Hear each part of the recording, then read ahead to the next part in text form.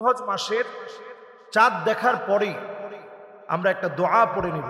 আল্লাহু আকবার, আল্লাহু আকবার, আল্লাহু আকবার। আল্লাহুম্মা আহিল্লাহু আলাইনা বিল আমনি ওয়াল ঈমান ওয়াস সালামাতি ওয়াল ইসলাম ওয়াত তাওফীকি লিমা তুহিব্বু ওয়া তারদা রাব্বি ওয়া রাব্বুকা আল্লাহ হিলালু রুশদি ওয়া খায়র। এই ছোট্ট দোয়াটা আমরা পড়ে নিই।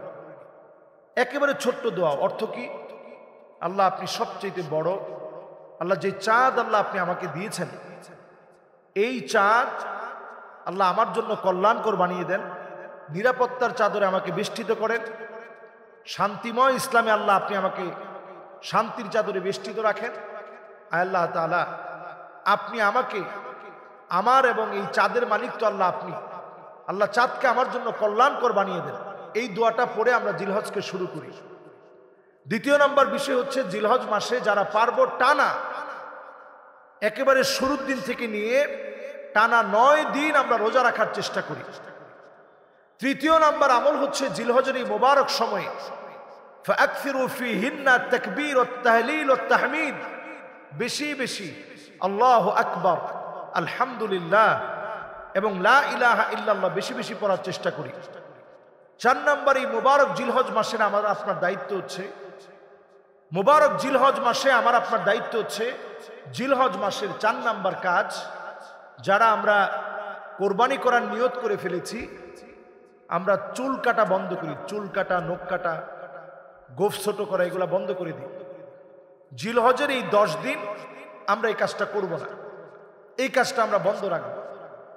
জিলহজ মাসের 5ম নাম্বার কাজ হচ্ছে, মোবারক এই জিলহজ মাসে আরাফার দিবসের রোজা অবশ্যই আমরা রাখার জন্য আপ্রাণ চেষ্টা করি।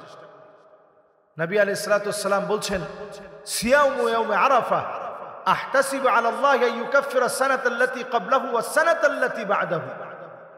এই আরাফার দিবসের রোজাটা এমন, এই রোজাটা দিয়ে আমি আল্লাহর কাছে আশা করি আগের 1 বছর পরের 1 বছরের গুনাহ আল্লাহ রাব্বুল আলামিন মাফ করে দিবেন। সুবহানাল্লাহ বিহামদিহি। এজন্য আমরা প্রত্যেকে আরাফার দিবসের রোজাটা রাখার চেষ্টা করি। এরপরে 6 নাম্বার কাজ হচ্ছে, কোরবানির পশু আমরা দেখে শুনে কোরবানির পশু ক্রয় করব, যাদের জন্য কোরবানি ওয়াজিব। এটাও সওয়াবের কাজ।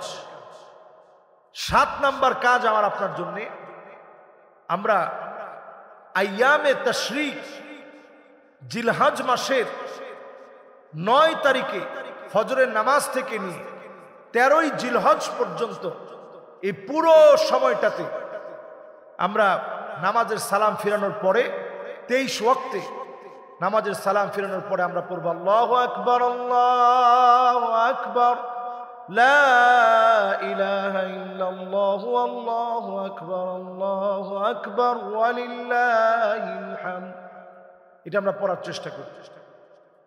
8 নম্বরে, জিলহজ মাসের অনন্য আমার আপনার দায়িত্ব হচ্ছে, যখন আমি আপনি মুবারক জিলহজ মাসটা পেয়েছি, জিলহজ মাসের 8 নম্বর দায়িত্ব, 10ই জিলহজে কোরবানির পশু যখন জবে করা হবে, তখন জবে করার সময় আমরা প্রত্যেকে বিসমিল্লাহি ওয়াল্লাহু আকবার, এটা আমরা সুউচ্চ কণ্ঠে আমরা পড়ার চেষ্টা করি। সবাই মিলে বিসমিল্লাহি ওয়াল্লাহু আকবার। 9 নাম্বার কাজ হচ্ছে, আমি আপনি ঈদের নামাজ যারা আমরা পড়েছি, ঈদের নামাজ পড়ার পর আমরা এই মোবারক জিলহজ মাসে খুতবাটা শুনব, ঈদের নামাজের খুতবাটা শুনব। খুতবাটা শুনে আমরা এরপরে গিয়ে কোরবানি করব। যদি কেউ আগে কোরবানি করে ফেলে, নামাজ না পড়ে, তার কোরবানি আল্লাহর কাছে আদায় হবে না। আগে নামাজ পড়তে হবে, তারপরে কোরবানি করতে হবে। 10 নম্বরে, জিলহজ মাসের কাজ হচ্ছে, যেই সময়টা আল্লাহ রাব্বুল আলামিন 10ই জিলহজের ঈদের দিন দিয়েছেন, এই ঈদের দিন থেকে নিয়ে 3 দিন রোজা রাখাকে আল্লাহ নিষিদ্ধ করেছেন। এই সময় রোজা রাখা যাবে না। 2 ঈদের 2 দিন, ঈদের পরের 3 দিন, এই মোট 5 দিন রোজা রাখাকে আল্লাহ তাআলা হারাম বানিয়ে দিয়েছেন। আইয়ামে তাশরিকের এই সময়টা মূলত গোস্ত শোকানোর সময়। এই সময়টা আপনি নিজের আত্মীয় স্বজনকে দাওয়াত দিবেন, তারা আপনার এখানে আসবে, আপনি তাদের এখানে যাবেন। এই সময়টা আপনি আইয়াম ও আকলিন ও শুরবিন, খানাপিনা করবেন, আরেকজনকে খানাপিনা খাওয়াবেন। আপনি আরেকজনের বাসায় যাবেন, আরেকজনকে আপনার বাসায় দাওয়াত দিবেন। এই সময়টা বরকতের সময়, সওয়াবের সময়। এই সময় খানা পিনা করলে আল্লাহ খুশি হন। আইয়ামু আকলিন ওয়া শুরবিন ওয়া তাহমিদিন, এই সময় আপনি খাবেন, এই সময় আল্লাহ রাব্বুল আলামিন যা হালাল করেছেন তা পান করবেন এবং পাশাপাশি আল্লাহর প্রশংসা করবেন। এই 10টি আমল করার তৌফিক আল্লাহ তাআলা দান করুক। আমিন। আসসালামু আলাইকুম।